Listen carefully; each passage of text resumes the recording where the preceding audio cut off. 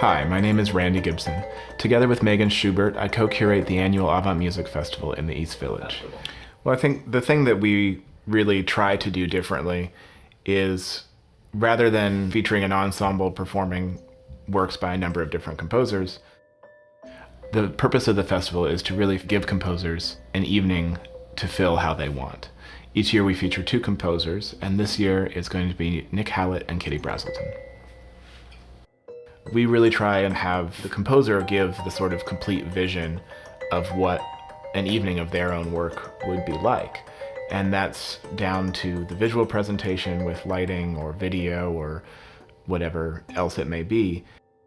This is really a full evening, a full concert of a composer's work. And that's something that I really love going to, and I feel like I don't get to go to often enough. And so that's really what we wanted to do with the festival.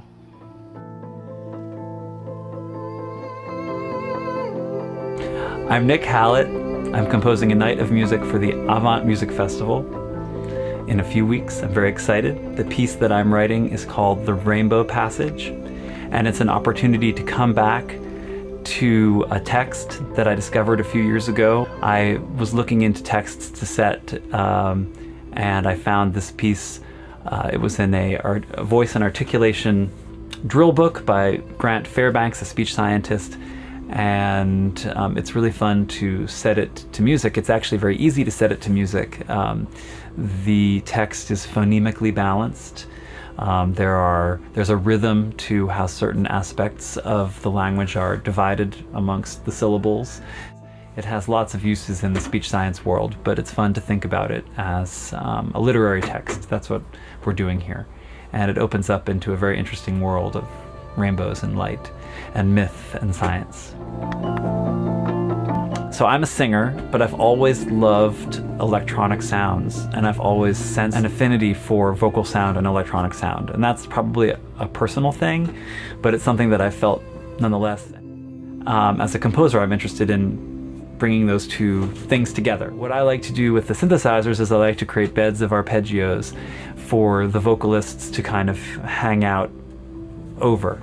That's basically the 2 parts of the landscape, is that you have kind of pulsing melodic arpeggios, and then you have voices that float above them, kind of like earth and atmosphere, maybe. Where you are.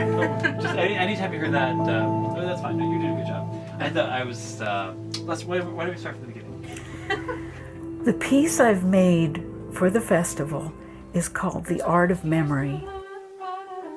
Let's just try to sing it down. I'm Kitty Brazelton, and I'm one of the featured composers on the 2013 Avant Music Festival.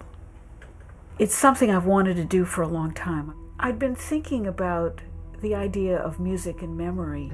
I was interested in a paragraph of text from Augustine's Confessions, where he uses music, or his understanding of music, to define time. And I had written to Oxford University Press to try to get the permission to use a wonderful translation, and never heard back. So I started to translate it myself, and I go back and I look at this text, and I can consider all these different meanings that the translator decided to discard, but I get to look at them. And all this stuff happens. The version of Apparitions of the Four Pillars that we're doing this year is called Apparitions of the Four Pillars in the Midwinter Starfield under the Astral 789 Duet.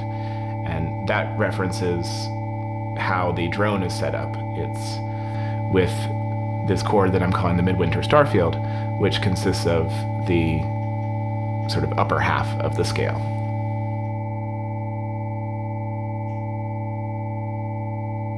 The drone that you're hearing now is the sine wave drone that accompanies this year's performance. It's made up of 22 individual sine waves that are tuned to all of the frequencies that are used within Apparitions of the Four Pillars.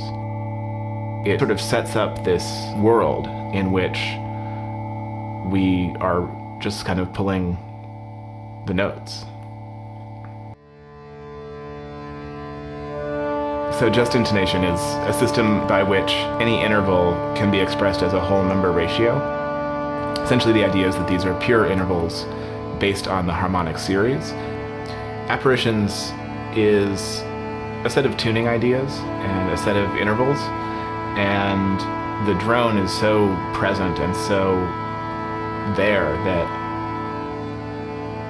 it really becomes a special way for us to sort of commune with the tuning and to really feel it inside of ourselves.